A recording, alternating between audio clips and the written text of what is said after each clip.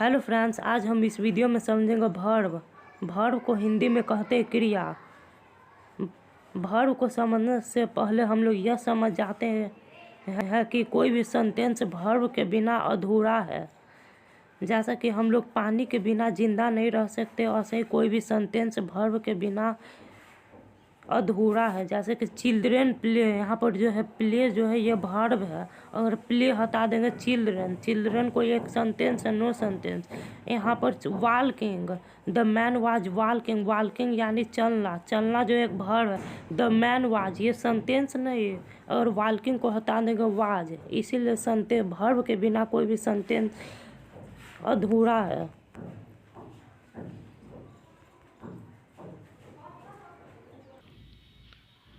अब हम लोग समझते हैं वर्ब। वर्ब किसको कहते हैं?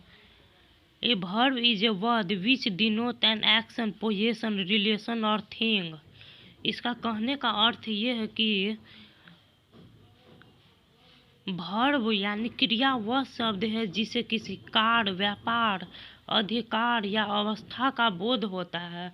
जैसे कि इसका एक और डेफिनेशन हो सकता है, डूइंग एक्शन और स्टेट ऑफ बीइंग। इसका कहने का मतलब क्या हुआ? डूइंग, डूइंग यानी कोई भी काम को करना, डूइंग यानी करना, डू यानी करना होता है, करना का डू का यह भी फोर है, भी फोर। डूइंग एक्शन यानी जैसे प्ले, प्ले यानी खेलना, ये क्या है? यह एक एक्शन है। यहाँ पर लिख भी दिया हूँ, प्ले जो है एक्शन है, वॉकिंग चलना भी एक एक्शन है, द क्लॉक स्ट्राइक, स्ट्राइक जो है एक एक्शन है, तो इसलिए यह भी वर्ब होगा। थाउट यानी बोलना, यह भी एक एक्शन है।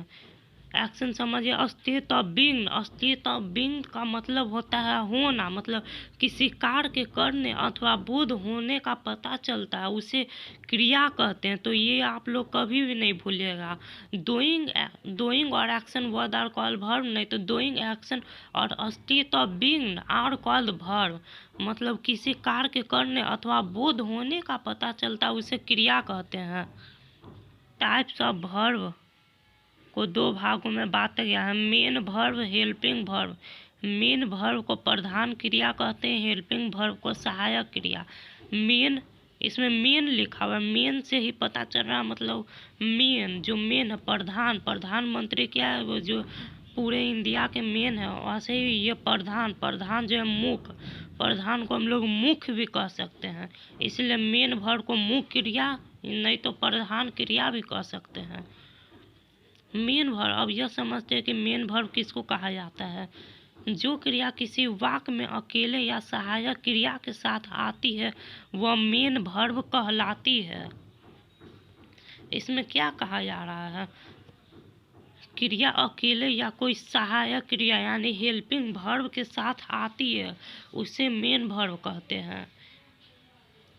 जैसा कि हम लोग एग्जाम्पल से समझते हैं, आई एम अ बॉय, इसमें एक ही वर्ब है जो है, यहाँ पर एम है वो वर्ब है। ये अगर कोई भी सेंटेंस में एक ही वर्ब दिखे तो हम लोग उसको मेन वर्ब कहेंगे। सेकंड एग्जाम्पल में आई लव हर, इसमें भी एक ही वर्ब है। आई जो है वर्ब नहीं, वो है प्रोनाउन, हर भी प्रोनाउन है। यहाँ पर जो लव बच गया वो वर्ब है, इसीलिए लव जो है मेन वर्ब हो जाएगा।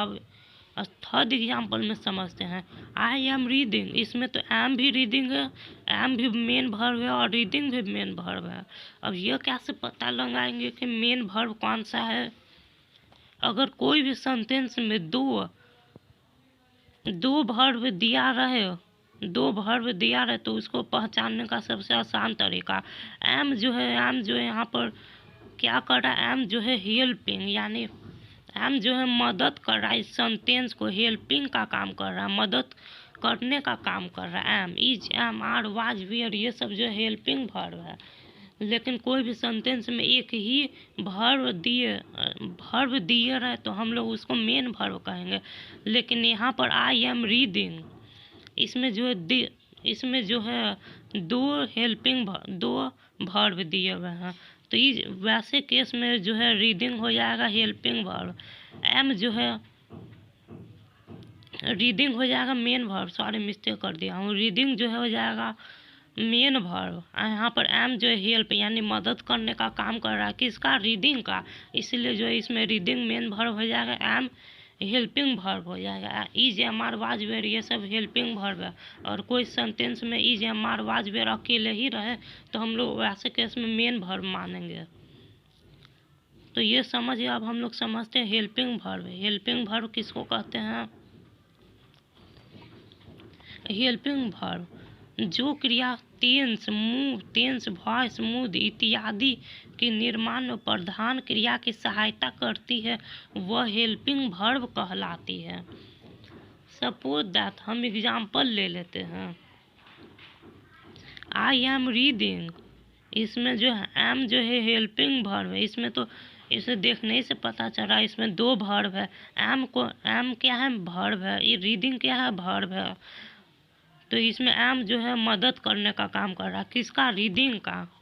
मतलब मैं पढ़ रहा हूँ, इसमें जो है पढ़ रहा हूँ जो है एम हो जाएगा, वो रीडिंग में हेल्प करने का मदद कर रहा है, इसलिए यह एम हो जाएगा helping verb. He will go, इसमें भी दो वर्ब है, विल भी वर्ब है, गो भी वर्ब है। जाना, उठना, सोना, बैठना, यह सब क्या है? वर्ब है। गो वर्ब है, लेकिन इसका मदद कौन कर रहा है? विल, इसलिए विल जो है हेल्पिंग वर्ब। इसे मेन कौन है? जो मुख्य क्रिया है वह जो है गो जो हो जाएगा मेन वर्ब। तो आपको क्लियर हो रहा होगा। माई ब्रदर हैज कम, इसमें जो हैज हो जाएगा हेल्पिंग वर्ब। इसी प्रकार से हमारा फोर्थ एग्जाम्पल में शुद्ध जो है शुद्ध हो जाएगा हेल्पिंग वर्ब, क्योंकि इसमें दो भी है, शुद्ध भी है। दो मेन वर्ब हो जाएगा, शुद्ध हेल्पिंग वर्ब हो जाएगा। Is, am, are, was, were, do, does, did, have, has, had, shall, will, come, can, could, may, might, must, ought, should, would, need, dare, use to, ये सब रहे, ये सब जो है वह हेल्पिंग वर्ब के रूप में होता है। ये सब जो है हेल्पिंग वर्ब, लेकिन दो आ जाए तो हम लोग उसको पहचानेंगे कि कौन सा है मेन वर्ब, कौन सा है हेल्पिंग वर्ब। अब आपको क्लियर हो गया होगा मेन वर्ब और हेल्पिंग वर्ब। मेन वर्ब किसको कहते हैं? मेन वर्ब वह जो क्रिया किसी वाक्य में अकेले क्रिया की सहायता करती है वह मेन वर्ब कहलाती है। जो अकेले सहायता, जिसमें दो दिया रहे, जिसमें दो वर्ब दिया रहे, उसमें एक मेन वर्ब, उसमें एक हेल्पिंग वर्ब, उसको हम लोग हेल्पिंग वर्ब कहेंगे। तो ये समझिए। अब हम लोग नेक्स्ट समझते हैं।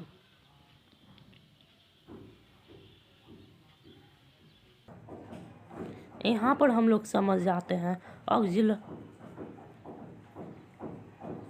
ऑक्सिलरी वर्ब में am, is, are, was, were, have, has, had, do, does, did और देयर वर्ब जो कभी मेन वर्ब की तरह प्रयुक्त होते हैं और कभी हेल्पिंग वर्ब की तरह प्रयुक्त होते हैं।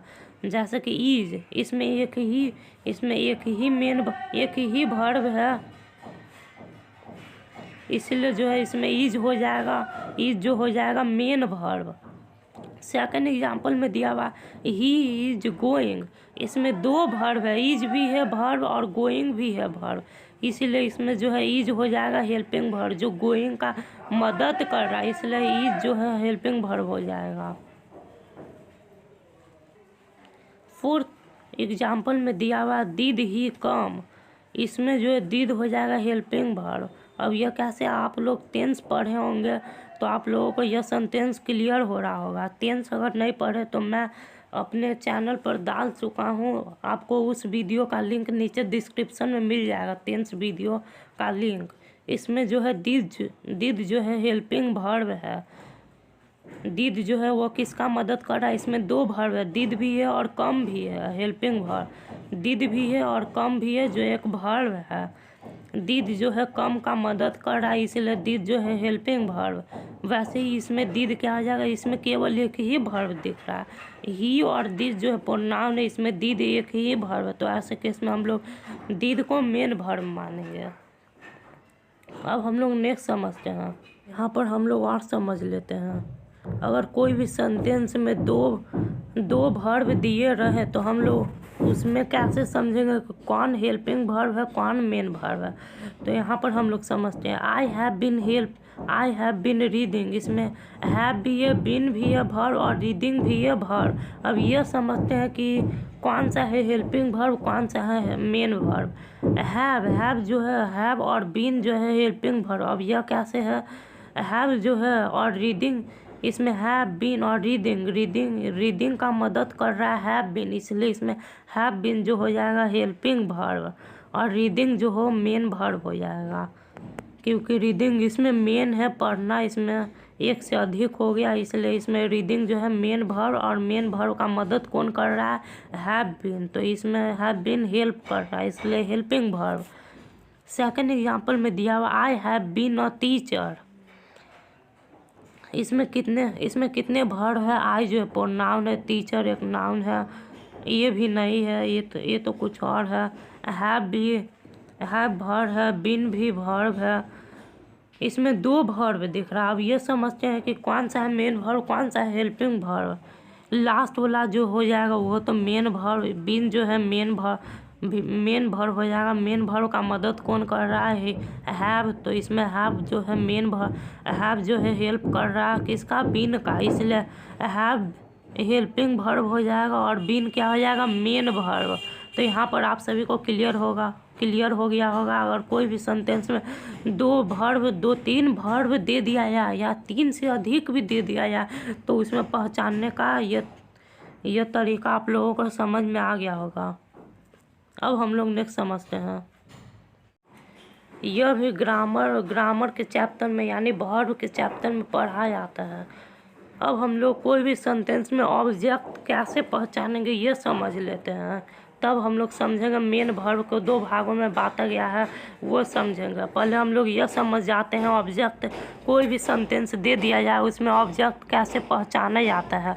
सपोज दैट यहाँ पर एग्जांपल दिया हुआ है राम ईट्स राइस, राम जो है क्या खाता है चावल खाता है, राम चावल खाता है, क्या खाता है चावल, तो इसमें चावल जो हो जाएगा ऑब्जेक्ट। इसे पूरा क्लियर हो रहा है, राम क्या खाता है चावल खाता है, तो इसमें चावल जो हो जाएगा यानी राइस हो जाएगा वो जो है ऑब्जेक्ट हो जाएगा। सेकेंड एग्जांपल में दिया हुआ I like this beautiful flower, इसमें जो है मुझे फ्लावर से पसंद है, मुझे यह फ्लावर पसंद है, मुझे क्या पसंद है फ्लावर पसंद है, तो इसमें दिस ब्यूटीफुल फ्लावर क्या हो जाएगा ऑब्जेक्ट हो जाएगा। इसमें पूरा क्लियर हो रहा है क्या पसंद है फ्लावर पसंद है, तो इसलिए ब्यूटीफुल फ्लावर इसका ऑब्जेक्ट हो जाएगा। इसमें जो लाइक वर्ब है इसमें ऑब्जेक्ट दिस ब्यूटीफुल फ्लावर्स हो जाएगा। थर्ड एग्जांपल में दिया हुआ है my mother loved me very much, मेरे पिता मुझसे प्यार करते हैं, किससे प्यार करते हैं मुझसे, तो इससे जो है मुझसे यानी मी जो है ऑब्जेक्ट हो जाएगा। उसी प्रकार हमारा फोर्थ एग्जांपल में दिया हुआ है he is playing in field, वह जो है फील्ड में खेलता है, क्या खेलता है, इसमें तो क्लियर ही नहीं हो रहा, तो इसमें कोई भी ऑब्जेक्ट नहीं है, नो ऑब्जेक्ट। प्लेइंग तो वर्ब है लेकिन वर्ब के बाद कोई ऑब्जेक्ट ही नहीं है क्योंकि यहाँ पर कोई भी चीज़ का बोध नहीं हो रहा। अगर वही पर हम यहाँ पर दे देते हैं he is playing football in field, तो वहाँ पर फुटबॉल जो ऑब्जेक्ट हो जाता है, लेकिन यहाँ पर फुटबॉल नहीं है तो इसमें ऑब्जेक्ट कोई भी नहीं है। क्या खेल रहा है, इसमें तो यह क्लियर ही नहीं दे रहा, कोई भी जवाब नहीं, इसलिए यहाँ पर नो ऑब्जेक्ट है। तो ये समझिए, अब आप लोगों को ऑब्जेक्ट तो समझ में आ गया होगा। अभी थोड़ा सा और समझ लेते हैं। एक ही वर्ब के 2 भिन्न ऑब्जेक्ट, मतलब कोई भी एक सेंटेंस दे दिया जाएगा उसमें 2 ऑब्जेक्ट हो सकते हैं।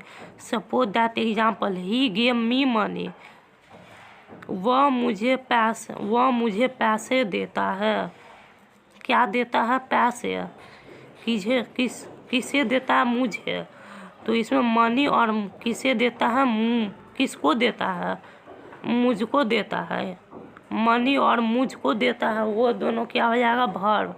गिव जो है वर्ब हो जाएगा देना और मी मनी जो है ऑब्जेक्ट हो जाएगा। मी भी ऑब्जेक्ट, मनी भी ऑब्जेक्ट, क्योंकि यह क्या दे रहा है, मनी किसको दे रहा है, मुझको दे रहा है। तो ये दोनों क्लियर हो रहा है, इसलिए इसमें 2 ऑब्जेक्ट हो जाएंगे। यह क्लियर हो गया। अब हम लोग समझते हैं मेन वर्ब को 2 भागों में बांटा गया। अब वो समझते हैं ट्रांजेटिव, इंट्रांजेटिव वर्ब। मेन वर्ब को जो है वो 2 भागों में बांटा गया है। कौन? Transitive verb, intransitive verb. Transitive verb का हिंदी होता है सकर्मक क्रिया, इंट्रांजेटिव का वर्ब होता है अकर्मक क्रिया।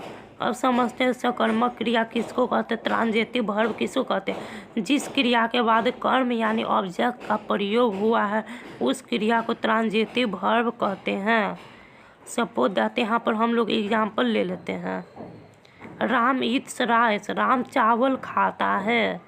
इसके बाद ऑब्जेक्ट क्या है, राइस। मैंने अभी तुरंत बताया हूँ ऑब्जेक्ट कैसे पहचानते हैं। राम क्या खाता है, चावल, तो इसमें राइस जो है ऑब्जेक्ट हो जाएगा। ईट्स के बाद ऑब्जेक्ट है, इस सेंटेंस में क्रिया के बाद ऑब्जेक्ट का प्रयोग हुआ है, इसलिए यह ट्रांजेटिव वर्ब, इस सेंटेंस को हम लोग ट्रांजेटिव वर्ब कहेंगे। ट्रांजेटिव वर्ब उसको कहते हैं जो क्रिया के बाद ऑब्जेक्ट का प्रयोग हुआ है, उसे ट्रांजेटिव वर्ब कहेंगे। सिंपल ट्रांजेटिव वर्ब उसे कहेंगे जो क्रिया के बाद ऑब्जेक्ट का प्रयोग नहीं हुआ है। पहले ये समझते हैं। आई लव यू, इसमें जो लव प्यार करना ये वर्ब है। वर्ब के बाद तुरंत यू, किससे प्यार करता है, तुमसे, तो यू जो है क्या हो जाएगा, ऑब्जेक्ट। तो यहाँ पर ही हैज़ हेल्पेड माई अदर, यहाँ पर हेल्पेड वर्ब और माई ब्रदर जो है ऑब्जेक्ट हो जाएगा। आई नो दिस, इसमें नो यानी जानना वर्ब है। किससे जानता है, यह जानता है, तो दिस जो है वर्ब हो जाएगा। आप लोगों को यह क्लियर हो रहा होगा। अब हम लोग समझते हैं इंट्रांजेटिव वर्ब। इंट्रांजेटिव वर्ब उसे कहा जाता है जिस क्रिया के बाद ऑब्जेक्ट का प्रयोग नहीं हुआ है, उसे ट्रांजेटिव वर्ब कहते हैं। The verb use without an object is called transitive verb, मतलब वैसा सेंटेंस जो बिना ऑब्जेक्ट का है उसे ट्रांजेटिव वर्ब कहेंगे। एग्जाम्पल में दिया हुआ आई ईट, मैं खाता हूँ, इसमें कोई ऑब्जेक्ट नहीं है, तो इसको हम लोग क्या कहेंगे, इंट्रांजेटिव वर्ब यानी अकर्मक क्रिया। मैं क्या खाता हूँ, इसमें यह तो क्लियर ही नहीं हो रहा है, इसलिए इसको इंट्रांजेटिव वर्ब कहेंगे। आई स्लीप, मैं सोता हूँ, इसमें कोई ऑब्जेक्ट नहीं है, इसीलिए यह जो है ट्रांजेटिव वर्ब हो जाएगा। आई गो टू स्कूल, मैं स्कूल जाता हूँ, कब जाता हूँ स्कूल, यह भी क्लियर नहीं हो रहा है, इसीलिए यह ट्रांजेटिव वर्ब हो जाएगा। इसमें भी क्लियर नहीं हो रहा है, इसलिए यह भी ट्रांजेटिव वर्ब हो जाएगा। ही रन फास्ट, मैं दौड़ता हूँ, वह तेज दौड़ता है। इसमें जो है रन दौड़ना, लेकिन कब दौड़ता है यह भी क्लियर नहीं हो रहा, तो ये वैसे केस में यह जो है इंट्रांजेटिव वर्ब हो जाएगा। यहाँ पर कुछ राइट किया हुआ ये समझ लेते हैं। कुछ ऐसे वर्ब हैं जिसके बाद ऑब्जेक्ट कभी नहीं आते हैं, वे हमेशा इंट्रांजेटिव वर्ब के रूप में प्रयुक्त होते हैं। कुछ ऐसे भी वर्ब है जो कभी ऑब्जेक्ट कभी नहीं आते हुए हमेशा इंट्रांजेटिव, जैसे गो, कम, सीट, स्लीप, डाई, ये सब क्या है, इंट्रांजेटिव और ट्रांजेटिव वर्ब भी हो सकते हैं। ये सब तो वैसे वर्ब है, दोनों में अंतर समझ लेते हैं। दोनों में अंतर क्या है, ट्रांजेटिव इंट्रांजेटिव वर्ब, यानी डिफरेंस क्या है। आई ईट, इसमें ऑब्जेक्ट का क्लियर नहीं हो रहा, इसलिए ये इंट्रांजेटिव हो जाएगा। ट्रांजेटिव, आई ईट मैंगो, मैं आम खाता हूँ, क्या खाता हूँ, आम, तो ये जो है इंट्रांजेटिव, ये जो है ट्रांजेटिव वर्ब हो जाएगा। आई सैंग अ सॉन्ग, मैं गाना सुनता हूँ, क्या सुनता हूँ, गाना, तो यह इसमें पूरे सेंटेंस में क्लियर हो रहा है, यह पूरा सेंटेंस, इसलिए यह ट्रांजेटिव वर्ब हो जाएगा। सी रीड्स, वह पढ़ता है, वह क्या पढ़ता है, इसलिए यह इंट्रांजेटिव वर्ब हो जाएगा। बर्ड सिंग इन ट्रीज, बर्ड पेड़ पर गाना गाती है, बर्ड पेड़ पर गाती है, इसमें गाना नहीं लिखा हुआ, सॉन्ग, बर्ड पेड़ पर गाती है, क्या गाती है, ये तो क्लियर ही नहीं हो रहा, तो ये भी हो जाएगा intransitive verb. Bird fly in the sky, bird आसमान में उड़ रहा है। इसमें भी ऑब्जेक्ट का क्लियर नहीं हो रहा है, इसलिए यह भी इंट्रांजिटिव वर्ब हो जाएगा। अब आप लोगों को इंट्रांजिटिव और ट्रांजिटिव वर्ब क्लियर हो गया होगा, तो यहाँ पर हमारा वर्ब समाप्त होता है। आप लोगों को वर्ब अच्छे तरीके से समझ में आ गया होगा गारंटी के साथ। आपको कोई भी डाउट होगा अभी भी तो हमें नीचे कमेंट कर सकते हो। वैसे तो कोई डाउट नहीं होना चाहिए, लेकिन फिर भी कोई डाउट है हमें नीचे कमेंट कर सकते हैं। मैं उस डाउट को नेक्स्ट वीडियो में क्लियर कर दूंगा। तो आज के लिए इतना ही रहने देते हैं, मिलेंगे नेक्स्ट वीडियो में ऐसे ही ग्रामर और ट्रांसलेशन की वीडियो के साथ। ओके, तो आज के लिए इतना ही रहने देते हैं। Okay, bye.